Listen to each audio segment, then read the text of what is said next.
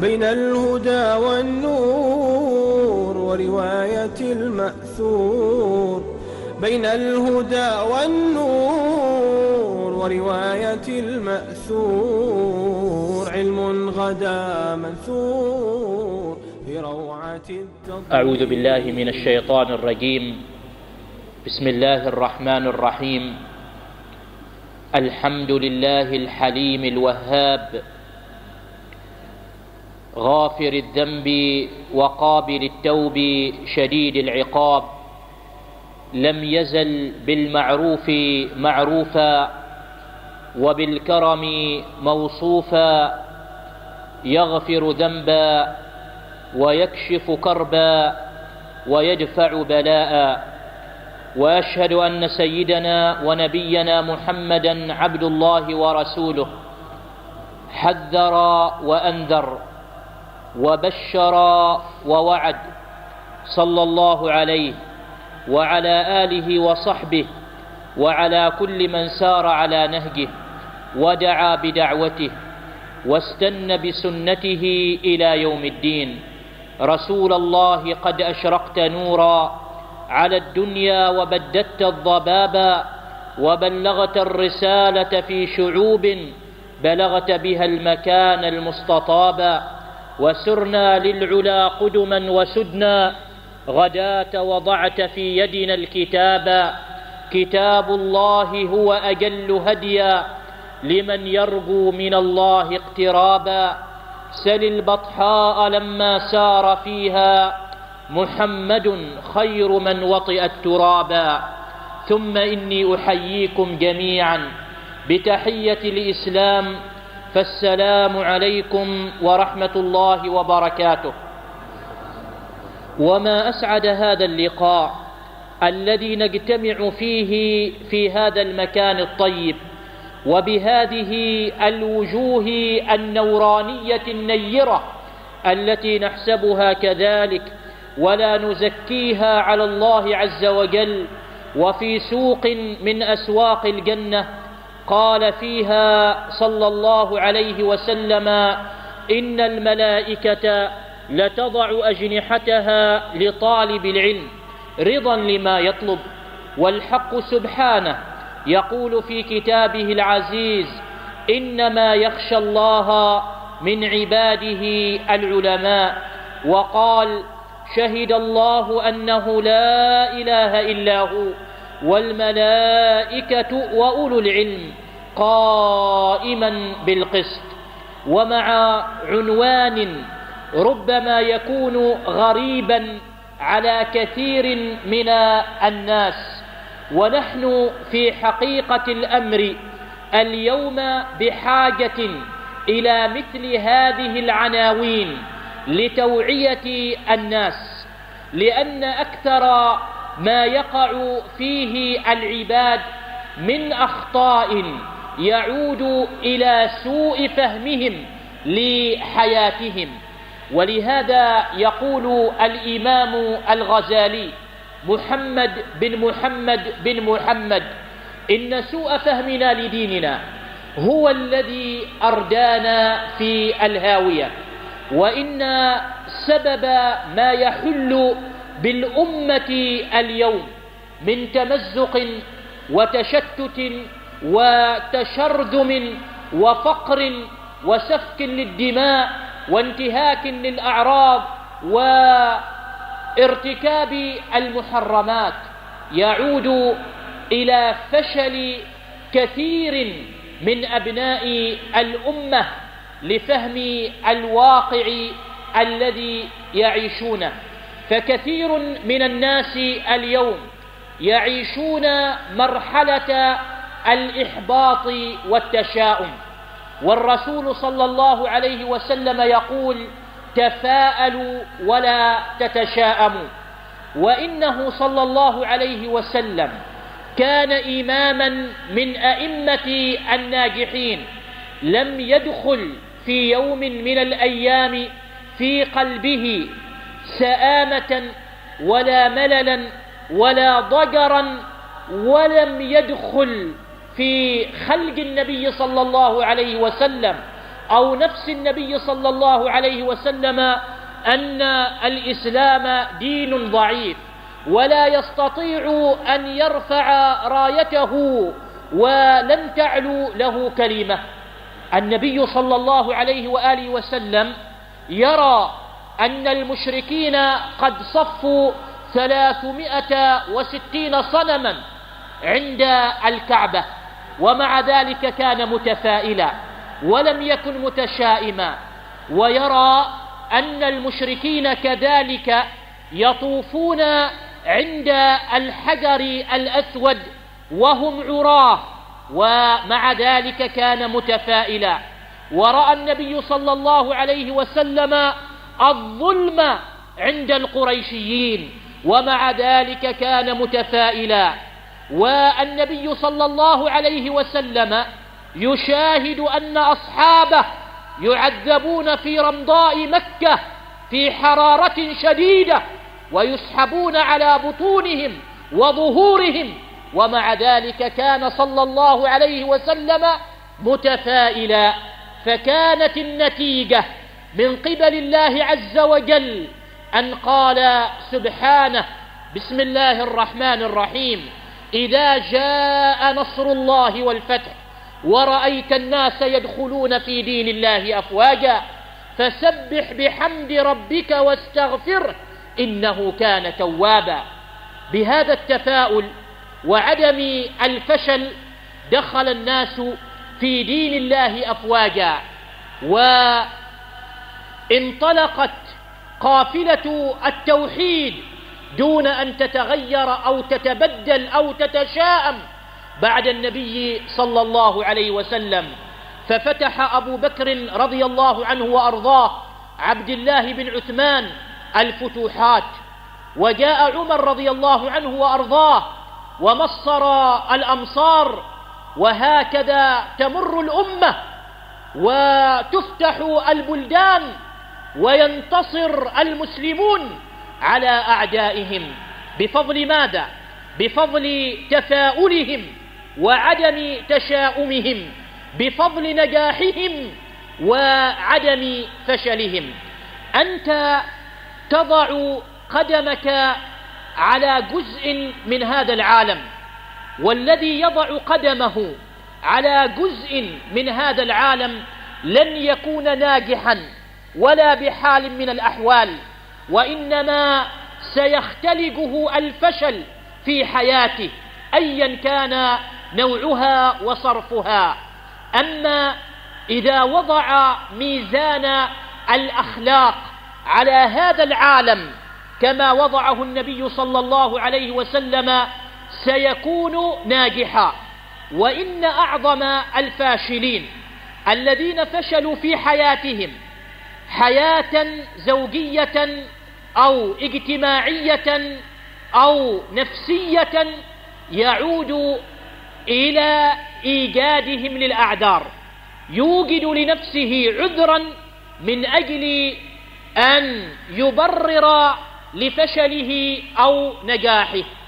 فإذا ما أصيب بمرض من الأمراض على سبيل المثال، وربما يكون المرض نعمة من نعم الله تبارك وتعالى، يقول أن فلانا حسدني أو سحرني أو أراد أن يفعل فعلته من أجل أن يقضي عليه، ولهذا أصبح المرض يطارده، وهو في حقيقة الأمر غير مريض ولا يعاني من أي مرض، لكنه كان فاشلا. ولهذا حينما نجد في التربية عند المسلمين نجدهم أنهم يربون أولادهم على الفشل ولا يربونهم على الجد والاجتهاد والنجاح وكيفية الوصول إلى معالي الأمور. يقول أديسون الذي اخترع المصباح الكهربي، وقيل على أنه حاول 1000 محاولة من أجل أن يصل إلى اختراع هذا المصباح الذي تنعم به الأمة، وأنا أقول أن هذا العدد من محاولات أديسون هو عدد مبالغ فيه، ولم يصل إلى هذا العدد، لكن ربما وصل إلى مرات كثيرة جدا. لكن يقول أديسون: نحن بحاجة إلى مزيد من الجهد من أجل أن نصل إلى نجاحنا. ثم قال: حينما اخترعت المصباح الكهربائي 2% كان إلهاما، 98% كان جهدا، أي بذل جهدا كبيرا من أجل أن يصل إلى اختراع المصباح الكهربي. نحن المسلمين ماذا عندنا؟ عندنا أن الفاشل دائما نقول عنه أنه يعاني من ضعف في ذاكرته أو يعاني من سوء فهم. وفي حقيقة الأمر أن الخلايا التي خلقها الله سبحانه وتعالى وتخصصت في الحفظ، يستطيع الواحد منا أن يحفظ مئات من المعلومات في الدقيقة الواحدة، لكن مشكلتنا تكمن في الجهد الذي نبذله. لا نبذل جهدا من أجل أن نصل إلى مآربنا. أما في اليابان، المرأة اليابانية تربي ابنها على أن يبذل مزيد جهد من أجل أن يصل إلى نجاحه. وإذا نزلنا إلى شوارع طوكيو نجد أن هنالك لافتات كتب عليها: أيها الإنسان خلقت من أجل أن تبدع. ولافتات أخرى كتب عليها: أيها الإنسان خلقت من أجل أن تنفع البشرية. وهكذا الشعب الياباني الذي لا يوجد في أراضيه قطرة من نفط استطاع أن يصل إلى مصاف الدول المتقدمة بفضل هذا التفكير الذي لا يعرف الفشل ولا الكسل ولا النوم ولا الخمول. أما عند الأمة: ناموا ولا تستيقظوا ما فاز إلا النوم، النوم أحلى من العسل فإن لم تصدقني فسل. الأمة في نوم ثم ترجو أن تكون معتمدة على غيرها دون أن تعتمد على نفسها. يقول هتلر: لا حرية لأمة تأكل من وراء البحار. يتشدقون بالحريات والديمقراطيات وغيرها، لكنهم لم يطبقوا ولا نزرا قليلا بسيطا مما هم يفكرون فيه، فأصبحوا فاشلين في حياتهم. أنعم الله عليهم بنعمة البترول، ومع ذلك لم يحسنوا استغلالها، وإنما استغلت للغانيات واستغلت للفنانات والفنانين وغيرهم. أصبحت جيوبهم ملأى، وصارت الأمة ماذا؟ صارت الأمة أو صارت حضارة الأمة أن كل من يحفظ الأغاني ويتبع الأغاني ويسير مع المغنيين والمغنيات، هذه حضارة ما بعدها حضارة. تلي الكتاب فأطرقوا لا خيفة، لكنه إطراق ساه الله، وأتى الغناء فكالحمير تناهقوا، والله ما رقصوا لأجل الله دف ومزمار ونغمة شادن، فمتى رأيت عبادة بملاهي. لما تركت الأمة الجوهر واعتمدت على الفروع أصبحت أمة فاشلة.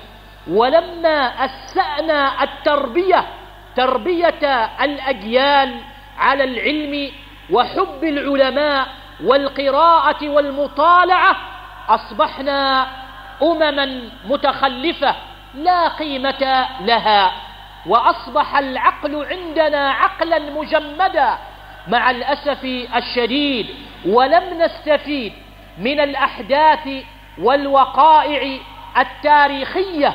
ولهذا يقول الرفاعي، مصطفى الرفاعي ماذا يقول؟ يقول: ليس المصلح من أساء إلى التاريخ، فهذا أمر مقدور عليه وميسر، ولكن المصلح هو من استطاع أن يجبر التاريخ على احترامه وتقديره.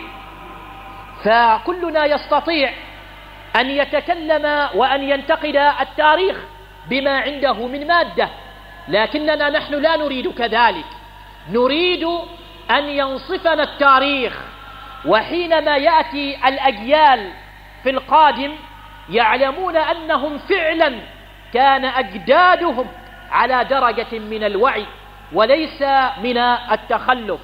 في سنة 1847 أقام اليهود اجتماعا لهم، هذا الاجتماع يبحثون عن مكان يستقرون فيه، فإذا بأحد أباطرتهم يقول لهم: إنكم لن توجدوا لأنفسكم وطنا تستقيمون فيه وتعيشون فيه، وإنما تخططون أنتم الآن لأحفاد أحفاد أحفاد أحفادكم.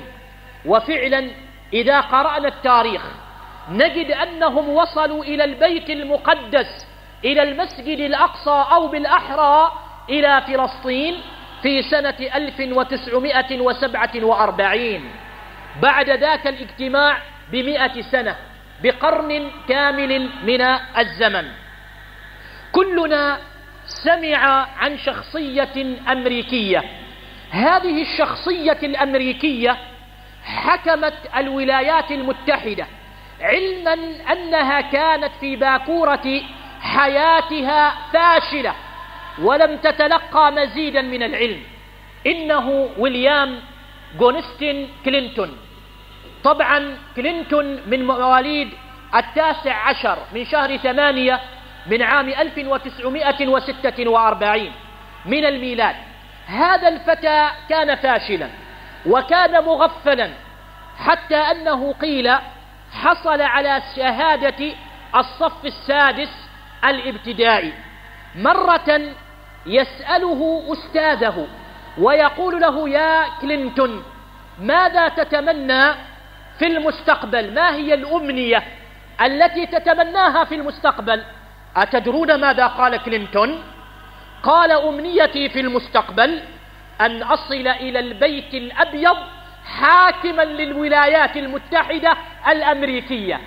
فما كان من أستاذه إلا أن لطمه على خده وقال له: أيها الغبي، أيها المغفل، تريد أن تصل إلى البيت الأبيض وأنت بهذا الكسل والخمول؟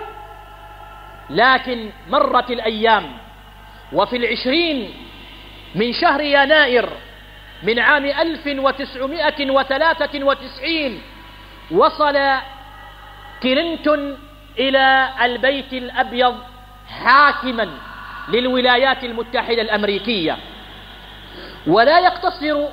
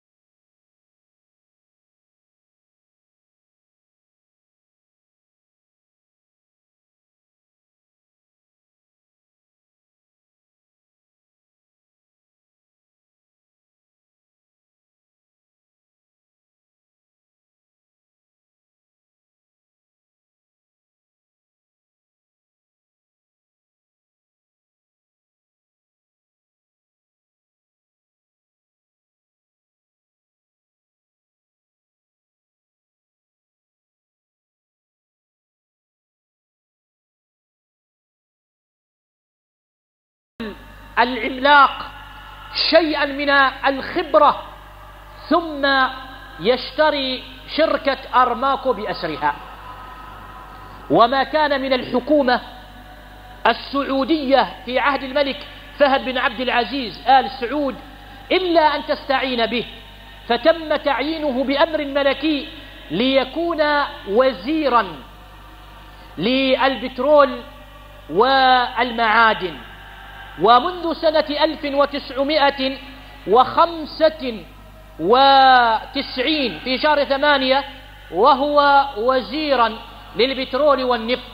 وحينما تولى الملك سلمان وحدثت بعض التغيرات من تغيير الوزراء وتغيير بعض هيكل الدولة، كان الوزير النعيمي من ضمن أولئك الذين وطئتهم ساحة التغيير. لكن متى؟ بعد عمر 80 سنة، عمره 80 سنة وهو وزير، وكان محنكا حاذقا، وتم تغييره بسبب المبادرة التي أطلقتها المملكة العربية السعودية نحو رؤية اقتصادية لعام 2030. وتولى بعد ذلك رجل آخر كان يعمل في هذه الشركة شركة أرماكو، وهو معالي خالد بن عبد العزيز الفالح، وهو من مواليد 1960.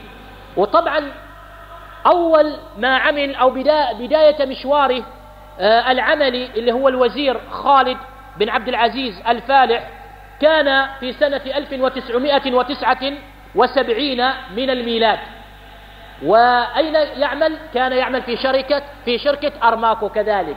فأصبح وزيرين ممن تولوا وزارة البترول والمعادن في السعودية كانوا يعملون في هذه الشركة. وطبعا كان قبل اللي هو النعيمي كان وزير يسمى هاشم الناظر تولى كذلك هذه الوزارة.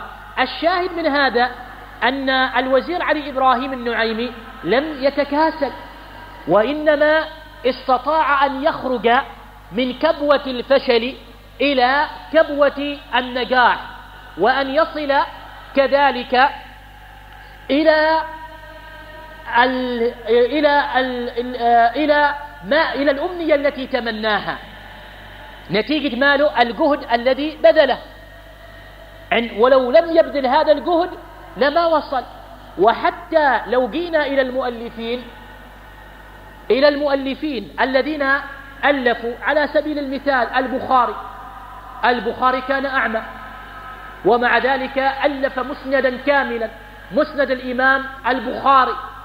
وإذا جينا كذلك إلى عطاء بن أبي رباح نجد على أنه كان أعور، وفي نفس الوقت كان ماذا؟ كان أعمى. وطبعا النجاحات أحيانا نعرف أن الإنسان ناجح في حياته نعرفه في الغالب حينما يكون صغيرا. كلكم يعرف القسطنطينية حاول المسلمون فتحها منذ عهد معاوية بن أبي سفيان، وأول محاولة حاول المسلمون أن يفتحوها كانت في عهد معاوية في سنة 49، لكنهم لم يتمكنوا. ثم حاولوا في سنة 54 ولم يتمكنوا من فتحها، وحاولوا المحاولات.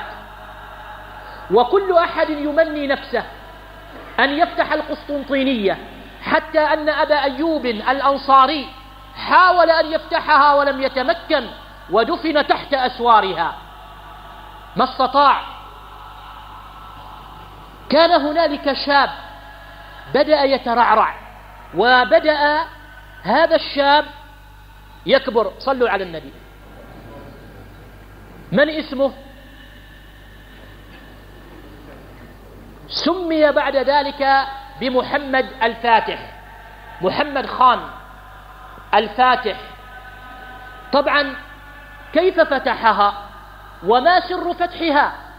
كانت أمه خديجة، طبعا مو اسمها خديجة تاجان، كانت يوم كان صغيرا تأخذه من يده على أسوار القسطنطينية وتقول له: يا محمد، ستكون بشارة النبي صلى الله عليه وسلم وتفتح القسطنطينية.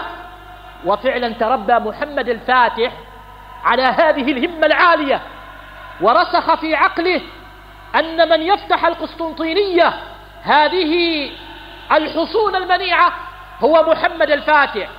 وفعلا فتحها بتوفيق الله سبحانه وتعالى، وسمي بعد ذلك بأبي الفتح، أو كني بأبي الفتح، ولقب بالفاتح، وكني بأبي الخيرات، ولقب كذلك بصاحب الخيرات، لأنه فتح ماله القسطنطينية. ربته أمه على ماذا؟ ربته أمه على أنه سيكون هو الفاتح للقسطنطينية. وكذلك شبيها من محمد الفاتح قتيبة بن مسلم الباهلي، وهو أحد القادة الإسلاميين الفاتحين. يوم كان طفلا صغيرا كان كثيرا ما يتقلب في فراشه. في يوم من الأيام تسأله أمه وتقول له: يا محمد، أنت مريض؟ عندك مرض؟ أراك تتقلب كثيرا في فراشك.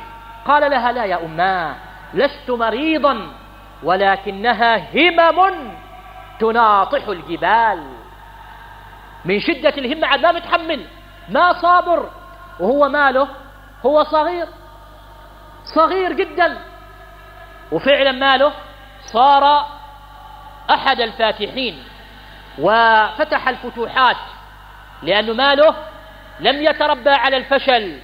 في يوم من الأيام الإمام النور الدين السالمي عبد الله بن حميد السالمي رحمه الله كان ضريرا وفقيرا وضعيفا، ومع ذلك همته جعلته أن يؤسس دولة تحكم بكتاب الله وسنة رسول الله صلى الله عليه وسلم ما يقرب نصف قرن من الزمن.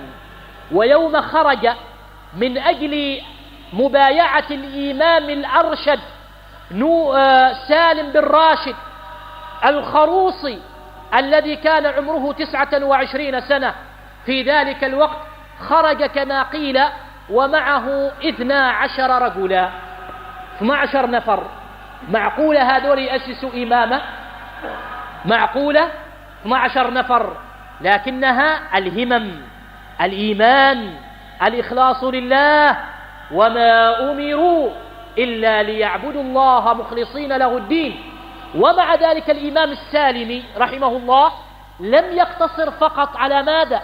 لم يقتصر على تأسيس دولة، وإنما مؤلفاته شاهدة على غزارة علمه.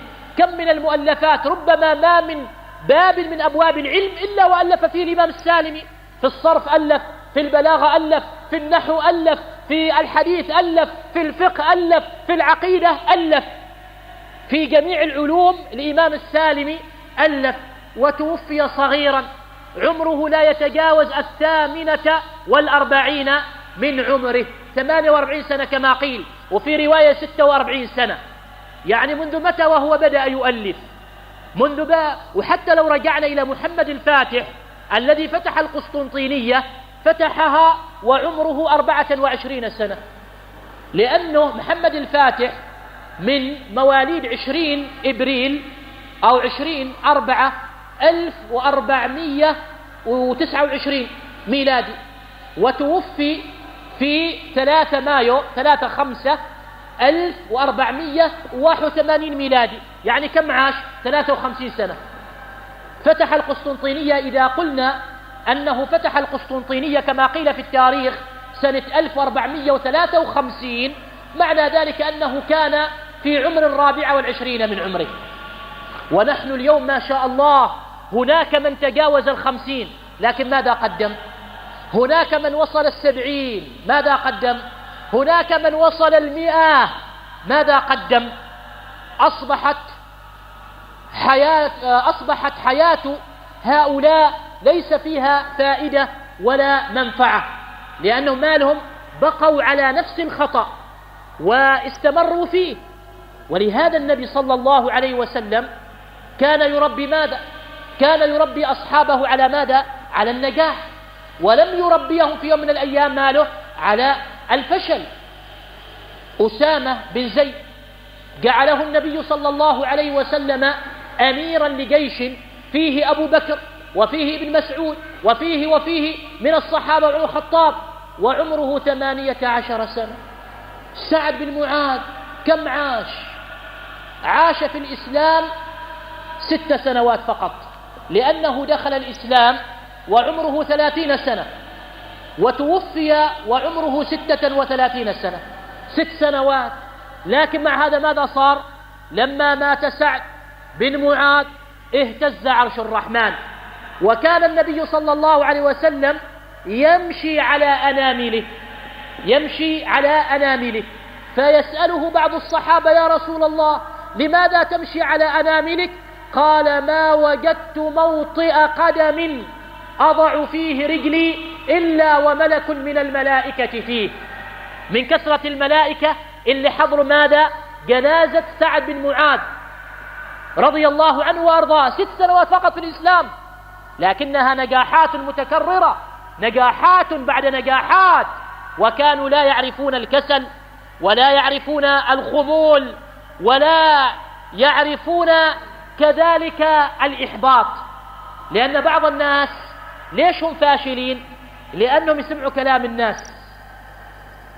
العاقل والإنسان الناجح لا يستمع إلى كلام الناس.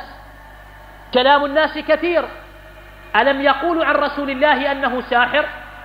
أما قالوا عنه كاهن؟ أما قالوا عنه مجنون؟ أما طردوه من أحب البلاد إلى الله وإليه وهي مكة، ووقف على جبل أبي قبيس وقال: أعلم أنك من أحب البلاد إلى الله وإليه، لولا أن أهلك أخرجوني ما خرجت. لكن مع هذا ماله؟ كان صلى الله عليه وسلم إماما في النجاح، وفعلا ماله ما تسمع إلى القريشيين وما نظر إلى كلامهم والقيل والقال.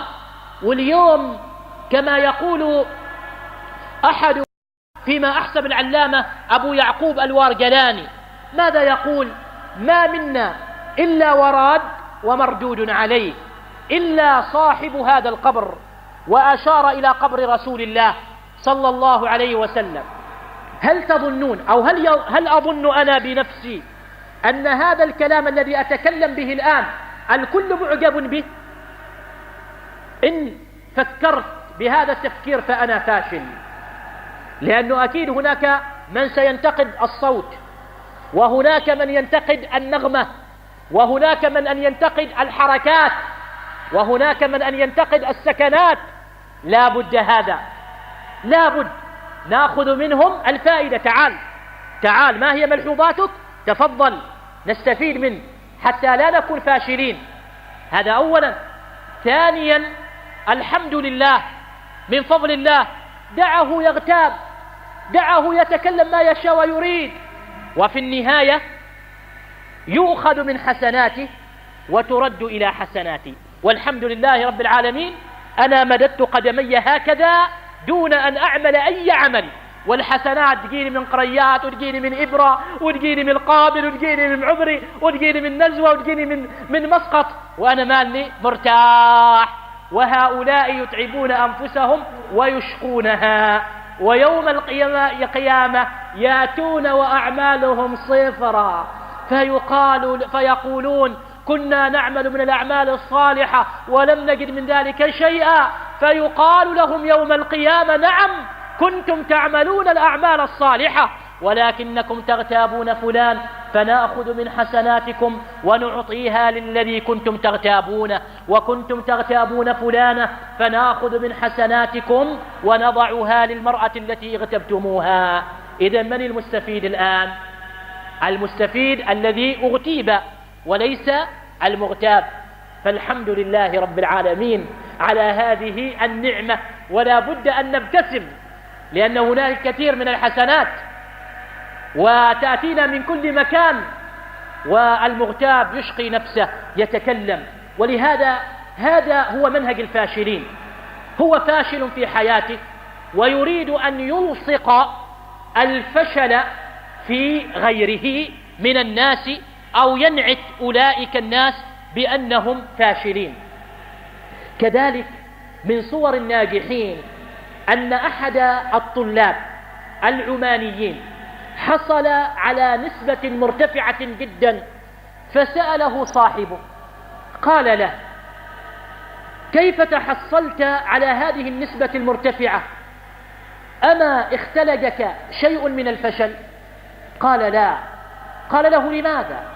قال: لأن والدي ابتلاه الله بالجنون، وعندي كذلك إخوان ابتلاهم الله بالجنون، وأنا الولد الصحيح